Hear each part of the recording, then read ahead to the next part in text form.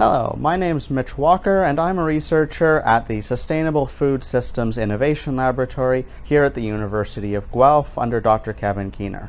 I have been working on the implementation of an FTIR or Fourier Transform Infrared Reading system here in the lab.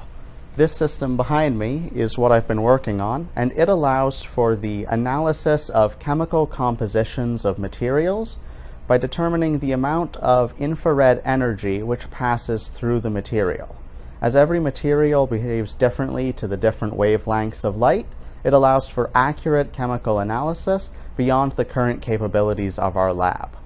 Through implementation of this system, it will allow us to test a far greater variety of materials and at much greater speeds and efficiency than any previous method that has been utilized. The FTIR system works by combining two separate beams of infrared light, by using a complex system of mirrors and redirections inside. By combining these two individual beams, it allows for a single beam of variable wavelength to be created and passed through the sample in a vacuum-sealed chamber here. The rapid onset combination of these beams allows the FTIR to test every possible wavelength of infrared light very rapidly. Here we can see where the detector systems would be installed in order to read the amount of light that is making it through the sample chamber.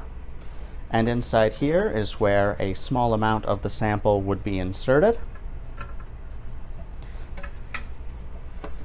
The system is pressurized using sterile nitrogen gas in order to prevent any contamination or variance from the outside from meaningfully impacting the amount of light which makes through the system. The FTIR system will produce two output signals. The first, which we can see down below, is a background signal which shows the amount of light which passes through the air within the cylinder chambers itself. After collecting this background noise value, the sample will be inserted and the amount of light absorbance will be measured as this secondary line. By comparing differences between these two beams, it will tell you the amount of absorbance from your material. And then by comparing it to a standardized library of known samples, it tells you the composition of your material based on similarities to existing values.